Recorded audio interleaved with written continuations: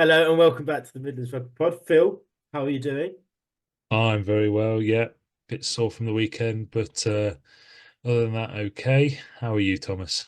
Yeah, I'm a bit sore. In the terms of podding, it's been a while. We've not been on it actually. This since it's turned 2024, we've not been very good at putting pods out. No, we both have been a bit busy, but yeah, it's one of those things, isn't it? We will endeavour to get quite a few in before the end of the season.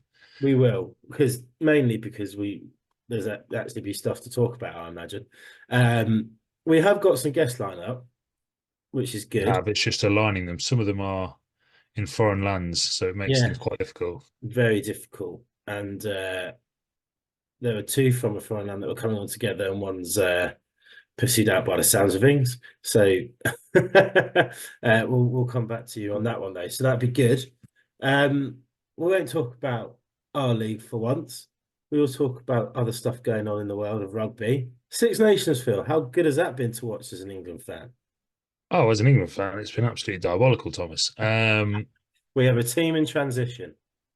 Oh, fucking hell, yeah. Have we ever? I I don't know what we mean, transition into. I'm not sure the team know what they're transitioning into. No. Um, but yeah, the England team's performances have been lackluster. They've beaten Italy narrowly, and I think Italy will be pretty peeved at not doing more against England. They've beaten a Welsh team that talk about transitioning. They are miles beyond the eight ball at the moment, and then we've got um, just embarrassed by a Scottish team who also in that game did not play well. No, there was not much of Scott. That first 10 minutes, I thought we were in for one, to be fair. We looked like we were. Yeah, they stopped playing then, didn't they? They decided that, they'd attack once, they'd score straight away with some good handling and a good bit of ball play, and then kick the ball back to scoring for the rest of the game. Yeah, I don't know why people worry about a further 70 minutes of a rugby game. If it was first try wins all the time, I'd be much more Oh, interested. England be world champions easily. The only saving grace is how poor France at the minute.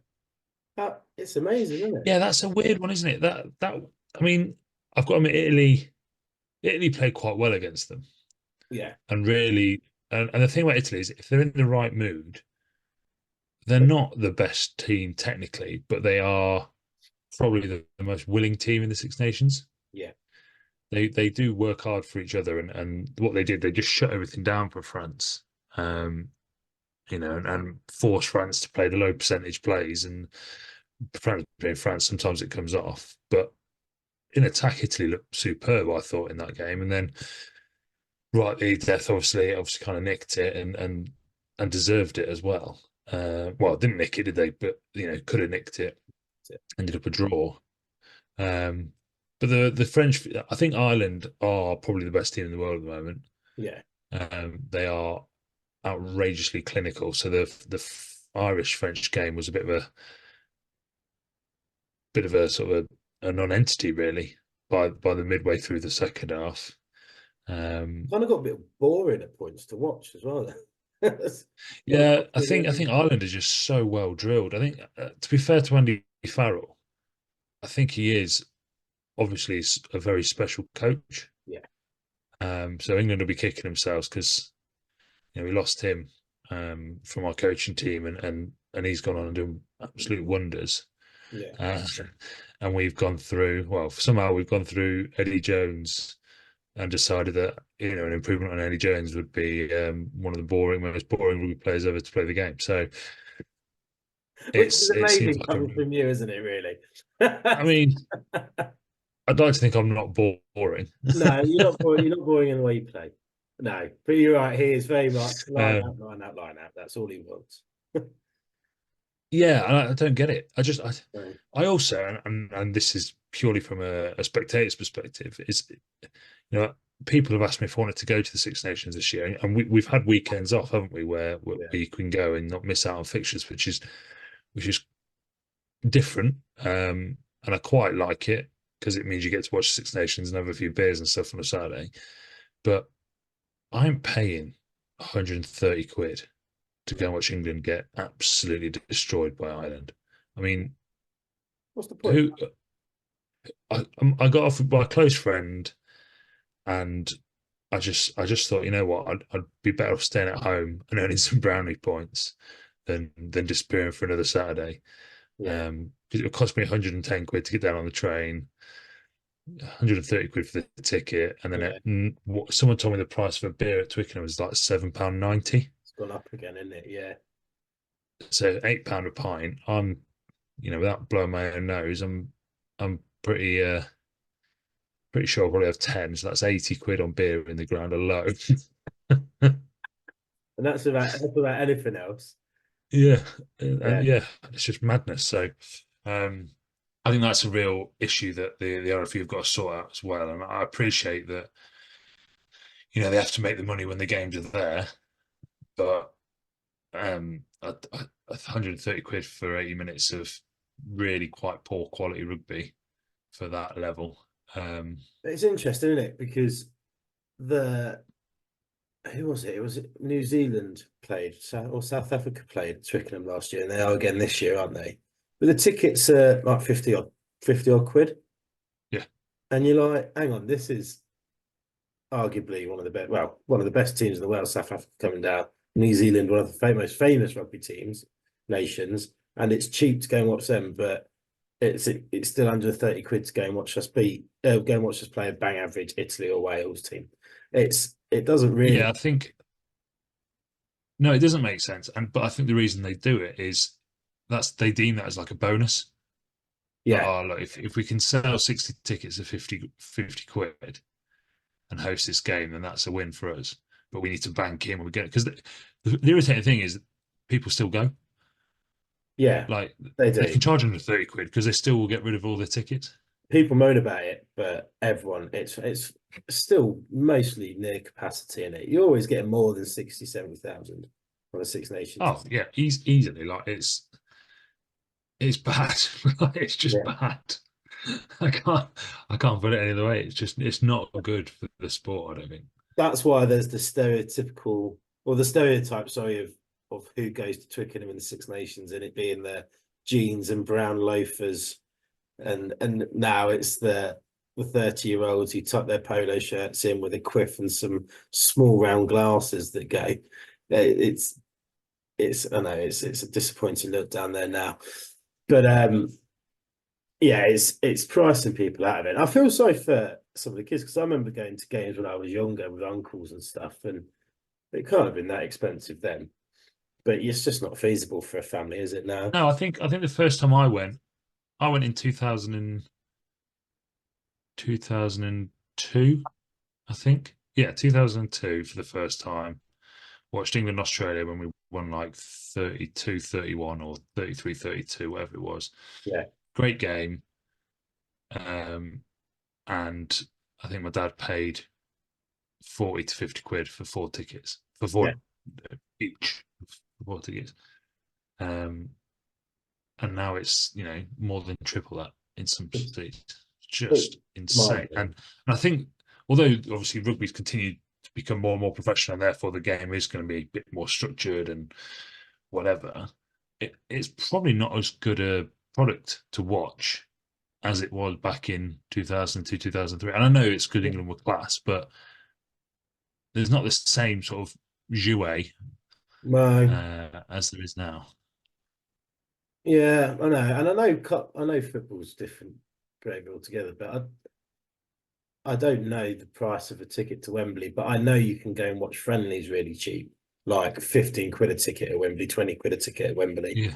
And I know the cheapest I've seen tickets on their own, you can get deals at Twickenham, still 60 quid for an autumn international. It's yeah, it's a funny old world. But then do you know how much it is in Dublin?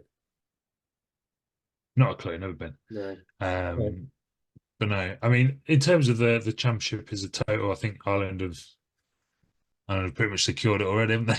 Unless they probably Yeah, like it's looking good in it. mess it up. But Do you think there is no, it's coming like it is, and I know at the minute it's likely to be the same two teams for a while, but Six Nations, well, a Northern Hemisphere, Southern Hemisphere championship playoff type because once every 4 years to find out who's the best in the world is a bit crap in it.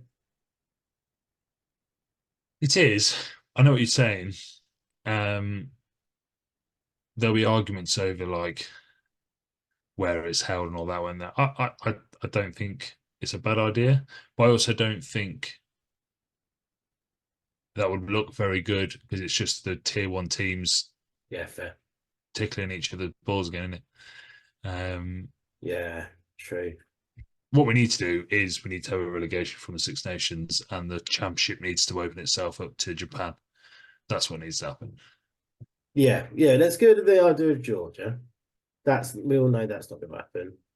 Some people that don't particularly know rugby still think South Africa's a viable option, but then it's just going to become a two-team championship But as it'll just be a very boring band of rugby, won't it? yeah, it will be.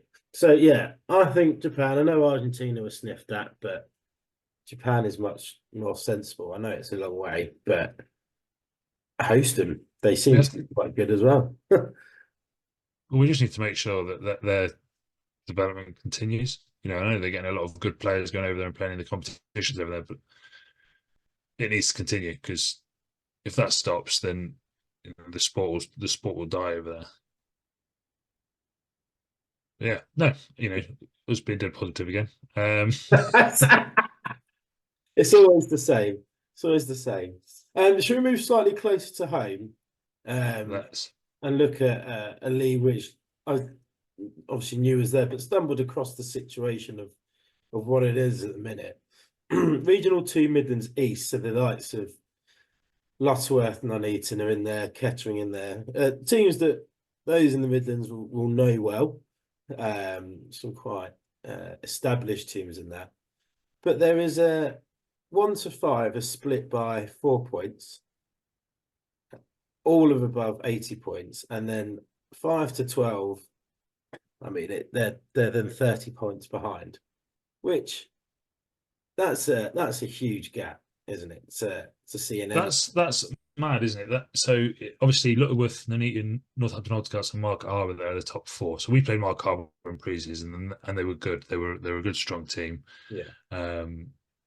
We had a good game against them. Um, we know Northampton Old Scouts from many a year of being in the same division. They're obviously having a bit of a flux of quality at the moment, which is good to see. Nuneaton we know from a couple of seasons back in Midlands level 5. So it's a strong club, good setup, good facilities. And then Lutterworth have always been a strong team. I think with the season we got promoted, we lost to them twice, home and away. So there's four good teams there who, just seem to have beaten each other all the way through. They've all, well, apart from Old Scouts, got 16 wins, whereas Old Scouts have only got 15. Old Scouts have only lost one game all year. They've got 3 draws. Wow, that's impressive.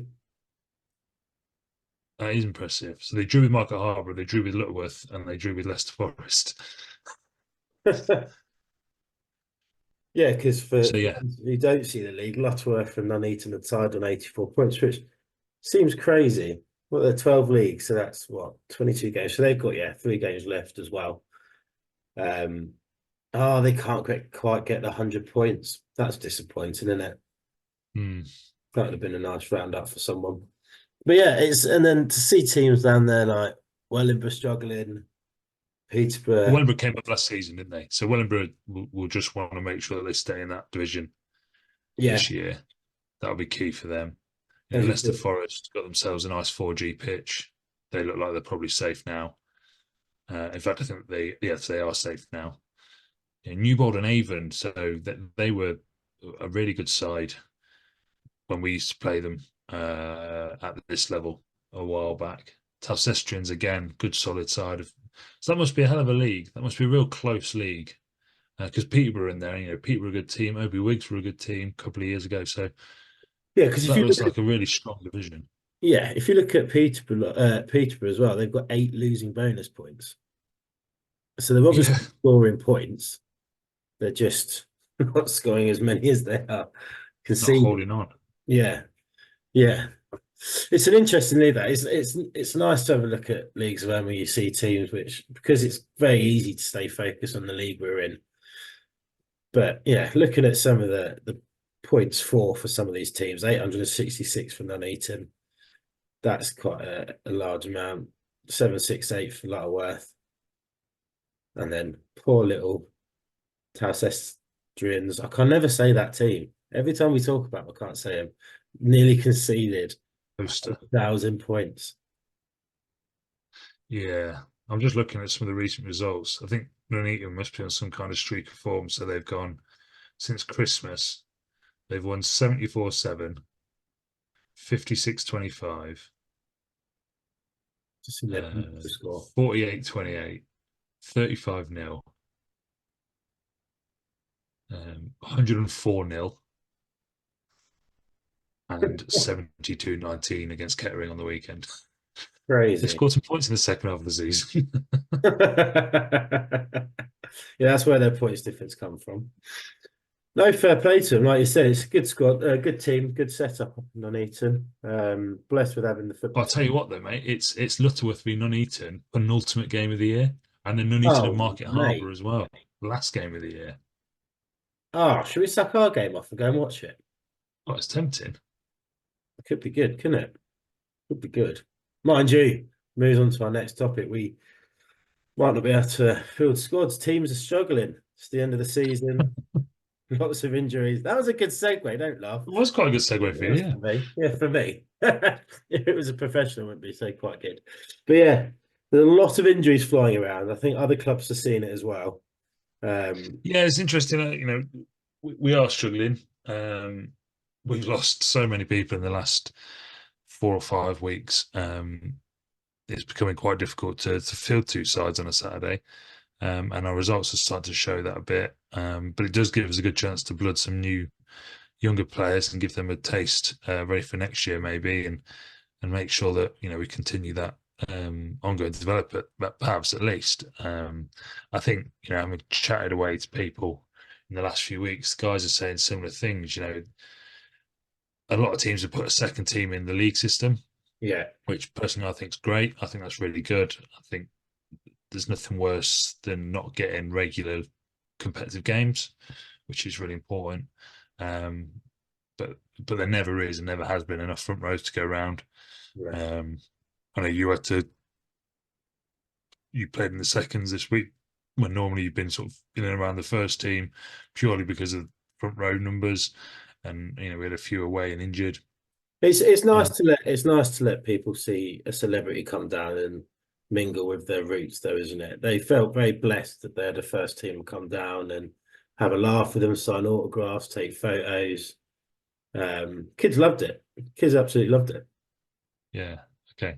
Um, that's going to happen. I mean, it won't be just us. There'll be teams all around the country, teams all around the Midlands who have the same issue. It is frustrating, but it is part of the amateur game.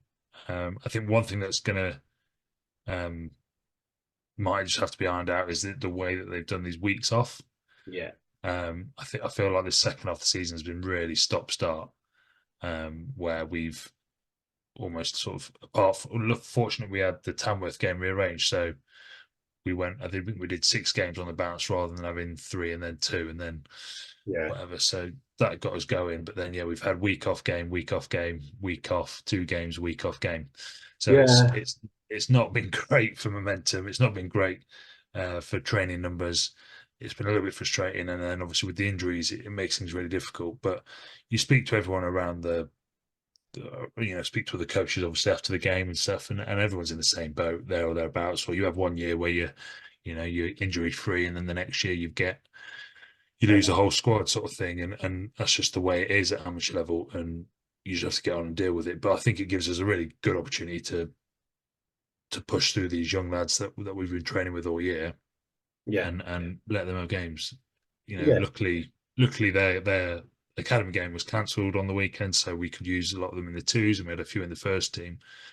Um, this week they've got their cup game, so we'll do everything to gear them up for their cup game this weekend and then move on. But in the amateur game, I think it's just quite a common occurrence that sometimes these things happen. We've played teams before, and I've walked up to speak to the coach before the game, and he goes, "Oh, this is shit. Like we've got an awful team this week just because 12 of them are away on a stag do because one of the lads is getting married and they've all peed off on a stag do somewhere." So we don't get that too often. The guys are normally quite keen. It's just one of those things, and I think we won't be the only club suffering. No, no, it does make interesting about the break weeks because we are coming to holiday season because we are obviously in the warmer months. But last season I do vaguely remember it being a pretty cold and snowy winter, which we did have a lot of games cancelled. And I think teams did struggle, didn't they, in the second half because there wasn't available weekends. So I think they've tried to compensate, but as most of us people do, then overcompensated by putting in too many break weekends. But do you think the way they've done it with the cup now not starting until after the league, do you think that puts a risk to cup rugby as well with all these injuries flying around? Um, there's a lot of risks to this Papa John's Cup. Whatever happens, I think we're going to be looking at it and seeing where we can benefit ourselves best. If lads want to play and are keen to play, then we'll play them. But then we also want to try and give some young lads a chance. Yeah, So that'll be something we're looking at. I think having a cup competition start after the league, I think has its vulnerabilities. So, how motivated can you get once the league season's over to continue. continue to play? If some people play 22 games straight,